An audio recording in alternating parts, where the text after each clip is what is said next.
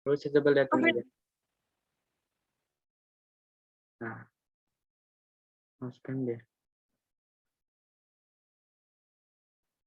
Oke, dengerin ya sekalian ini nanti koreksi aku. Woi. Oke.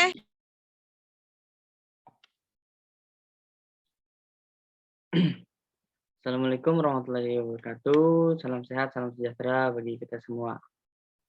Jadi, pada kesempatan kali ini saya akan menjelaskan kepada kawan-kawan semua tentang pengkonservasian secara in situ dari pohon bulian atau pohon ulin yang bernama latin Eusideroxylon zwageri.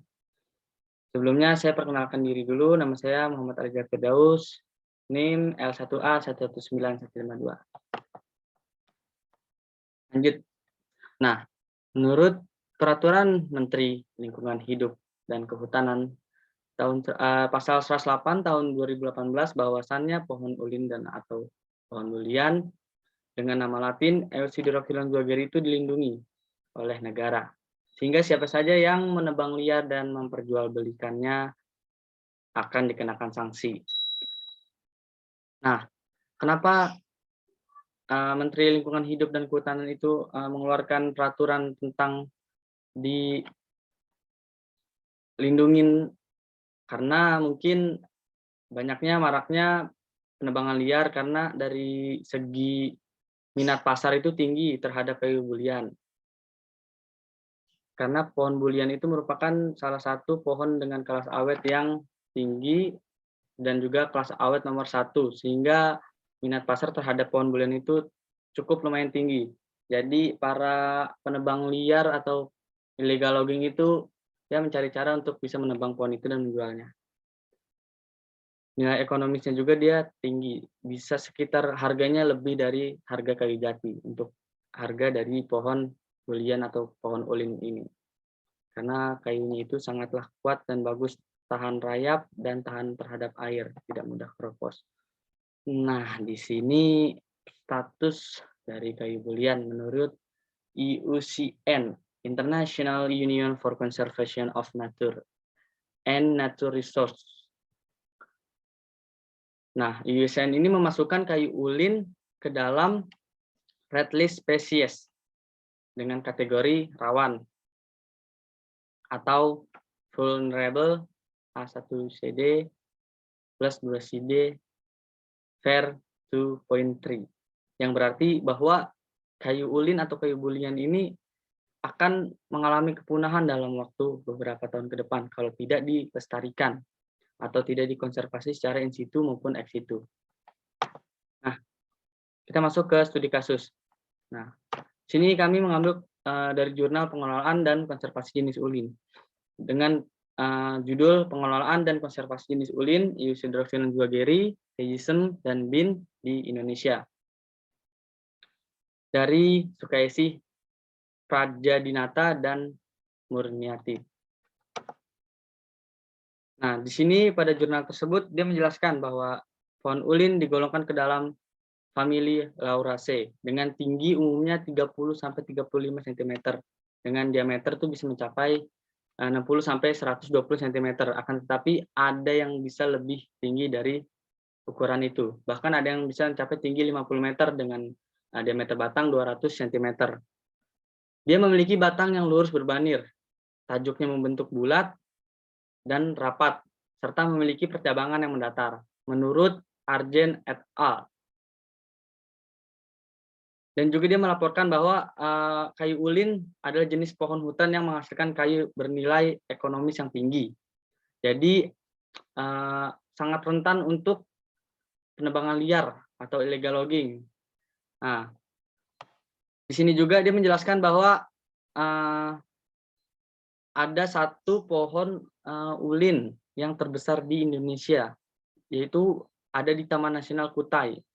Dia memiliki tinggi yang bebas cabang, jadi kayu terus lurus setinggi 45 meter, tidak ada cabangnya. Dengan ketinggian aslinya itu bisa melebihi 50 meter lah ke atas. Dengan diameter batang yang paling bawah, batang DBH batang setinggi dada diameternya itu 225 cm. Selanjutnya juga ada di hutan adat Mambang, Kabupaten Musirawas. Dia terdapat tergakan ulin seluas 21 hektar dengan kerapatan rata-rata 150 pohon per hektar. Jadi cukup rapat dari kerapatan tegakan ini. Per hektarnya itu 150 pohon.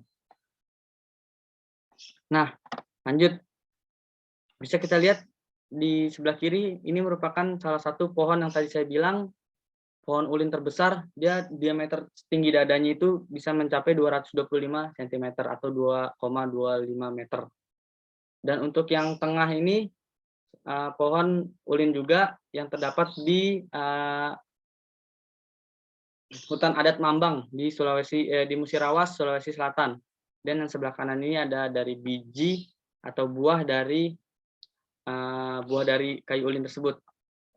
Oh ya, kayu ulin ini juga bisa tumbuh di tanah berpasir atau yang kurang dari unsur zat haranya dan juga tanah di pinggiran sungai. Dia juga bisa tumbuh dari ketinggian 400 sampai ketinggian 1000 meter di atas permukaan laut, atau bisa juga dia tumbuh di lereng-lereng gunung. Lanjut, nah di sini ada tabel. Yang untuk tabel pertama ini adalah lokasi hutan alam ulin.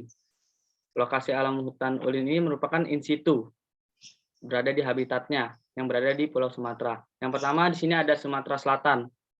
Itu ada hutan adat Mambang, ada Kecamatan Sungai Lilin, ada Kecamatan Bayung Lincir, dan ada di Kecamatan Tunggal Ilir. Untuk yang kedua ada di Jambi, yaitu ada di Tahura Senami, ada di Cagar Alam Durian Luncuk 2, dan juga ada di Cagar Alam Durian Luncuk 1. Dan untuk yang ketiga ini ada di Kepulauan Bangka Belitung atau Babel. Tepatnya ada di Gunung Serumput, Hutan Lindung Gunung Kubing, Hutan Lindung Gunung Tajam. Untuk tabel kedua ini, lokasi hutan alam ulin yang in situ yang berada di Kalimantan Timur. Untuk yang pertama ada di Balikpapan, tepatnya di Hutan Lindung Sungai Wain. Dan juga yang kedua ada di Samarinda, tepatnya di Kebun Raya Universitas Mula Warman atau Unmul. Yang ketiga di sini ada di Kutai Kertanegara, tepatnya di KHDTK atau di hutan penelitian. Yang keempat ada di Kutai Barat, West Kutai, tepatnya di Desa Manseleu, dan juga yang kelima ada di Kutai Timur, East Kutai, Taman Nasional Kutai, yang ada salah satu pohon ulin terbesar di Indonesia yang tadi kami sebutkan. Yang keenam ada di Berau, atau di KHDTK, tepatnya di Labanan. Yang ketujuh ada di Malinau. Ada beberapa nih di Malinau, ada 3. Hutan Tanik Olen, Hutan Penelitian Civor, Hutan Mitra Alam Malinau. Nah, yang ke-8 Pak, ada di Pasar, yaitu di Hutan Lindung Gunung Lumut. Dan yang 9 terakhirnya ada di Penajan Pasar Utara, yaitu ada 2 di Hutan Penelitian Semoy 2 dan juga ada di Hutan Lindung Gunung Meratus. Nah, lanjut masuk ke status pengelolaan dan konservasi. Nah, untuk status pengelolaan, dari sejak tahun 1970 Indonesia sudah menetapkan Sistem Tebang Pilih Indonesia atau TPI dengan meliputi pembatasan limit diameter. Jadi ada limit diameternya itu yang bisa ditebang itu di atas 50 cm. Jadi diameter yang udah di atas 50 cm itu bisa ditebang atau boleh ditebang. Nah, untuk penebangan pohon ulin di atas 60 cm itu hanya boleh dilakukan oleh masyarakat sekitar hutan atau pemegang konsesi hak pengusahaan hutan atau HPH. Nah, seiring meningkatnya minat pasar tentang kayu ulin terhadap kayu ulin, sehingga maraknya penebangan liar yang terjadi di hutan Sumatera maupun di Kalimantan. Tepatnya, apalagi yang saya pernah ke sana di Tahura Senami itu sudah hampir semuanya habis ditebang liar oleh para illegal logging untuk dijual belikan kayunya. Emang ekonomis harganya, bukan ekonomis, harganya cukup fantastis dan mahal untuk kayu ulin tersebut.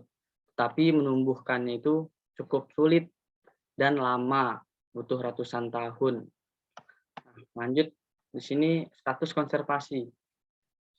Berdasarkan hasil penelitian dalam jurnal tersebut, dia meneliti di Taman Nasional Kutai yang ada di Kutai Timur. Dia memiliki kerapatan tegakan tajuk dari pohon ulin itu sebesar 45 pohon per hektar menurut Susilo dan Rizwan tahun 1987. Dan juga tadi di daerah Sumatera Selatan di hutan adat Mambang itu sekitar ada 150 pohon per hektar untuk kerapatan dari tegakan kayu bulian. Jadi masih rapat yang ada di hutan adat. Karena hutan adat itu sejatinya tidak boleh digunakan untuk apa-apa. Penelitian pun tidak boleh. Nah, selanjutnya sini ada pembibitan penanaman, baik in situ maupun ex situ. Juga sudah dilakukan di Kalimantan ataupun di Sumatera menurut Hakim et al. Tahun 2005. Dan juga ada salah satu pohon ulin yang tertanam di luar Pulau Sumatera maupun di luar Kalimantan. Tepatnya ada di Arboretum Pusat Penelitian dan Pengembangan Hutan dan Konservasi Alam di daerah Bogor. Dan juga di hutan penelitian yang berada di Sumberwaringin, Bondowoso, tepatnya di Jawa Timur. Menurut Sidiasa et al. Tahun 2013. Nah, di sini bisa kita lihat kondisi tegakan alam kayu bulian. Nah, bisa kita lihat nih kondisi tegakan alam kayu bulian di daerah Sumatera. Yang pertama di Tahura Senami yang ada di Batanghari. Itu kondisinya sangatlah rusak. Sampai tidak ada satu pohon atau satu semai yang tertanam di lantai hutan. Nah, di sini juga ada terubusan atau anakan. Di sini tidak ada anakan sama sekali, hanya ada terubusan aja. Dia disebabkan kerusakan itu disebabkan oleh illegal logging. Dan juga yang kedua ada cagar alam. Ya, durian nuncuk 2. Di sini masih bagus, kategorinya good, tetapi ada pengurangan luasan tegakan dari 75 hektar sampai ke 47,4 hektar. Itu disebabkan oleh illegal logging dan juga konversi dari hutan ke lahan kelapa sawit. Jadi banyak orang memilih kelapa sawit, sedangkan kayu bulian itu dilupakan. Karena mungkin lebih mudah dan lebih cepat menghasilkan uang untuk kelapa sawit. Dan juga untuk anakan dan terubusan itu banyakkan anakan di daerah cagar alam Durian Nuncuk 2 yang berada di lantai, dan juga banyak buah yang jatuh di lantai hutan. Yang ketiga di sini ada di hutan adat Mambang, tepatnya di Desa Beliti Jaya di daerah Musirawas. Kategorinya baik dengan luas tegakan itu sekitar 30 hektar. Dan juga di sini untuk terubusan atau anakannya ada di lantai hutan, banyak ditemukan di lantai hutan adat Mambang. Dan juga kerusakannya juga disebabkan pastinya tidak ada karena ini hutan adat. Dan yang keempat, hutan lindung daerah Gunung Serumput yang ada di Bangka Belitung. Kondisinya baik, tapi kita tidak dikasih tahu di sini luas tegakannya berapa, tapi dia menjelaskan untuk anakan dan buah itu banyak ditemukan di lantai hutan. Dan kerusakan yang terjadi disebabkan oleh illegal logging dan lagi-lagi konversi menjadi lahan kelapa sawit. Nah, untuk upaya pengelolaan dari teknik konservasi in situ. Untuk teknik konservasi in situ, untuk upaya pengonservasiannya itu sangat diperlukan agar kelestarian dari jenis pohon ulin itu tetap terjaga. Jadi di sini ada beberapa lokasi konservasi in situ yang ada di Indonesia. Yang pertama ada di Sangkimah di Taman Nasional Kutai di Kalimantan Timur. Yang kedua ada di PT Reki di Provinsi Banyuasin dan juga Kabupaten Batanghari. Yang ketiga di sini ada di Hutan Adat Mambang yang ada di Musirawas, Sumsel. Dan yang keempat ada di KHDTK, Samboja, di daerah dekat PT Kalian Equatorial Mining yang berada di Balikpapan, Kalimantan Timur. Dan yang terakhir sini tetap ada di KHDTK, tapi di Kemampo, di Kecamatan Banyuasin 3, di daerah PT Reki juga, di Sumatera Selatan. Nah, ada di sini penanaman ulin itu di habitat alaminya atau in situ sebanyak 20.000 bibit dengan jarak tanam sekitar 3 kali 3 meter. Nah, mungkin itu saja penjelasan dari seluruhan saya. Jadi kesimpulannya, kenapa pohon bulian itu perlu dikonservasi secara in situ. Karena pohon bulian ini merupakan salah satu pohon yang dilindungi dan juga pohon bulian ini memiliki tingkat nilai ekonomis yang tinggi dan juga memiliki kayu dengan kelas awet paling nomor satu. Jati kalah lewat.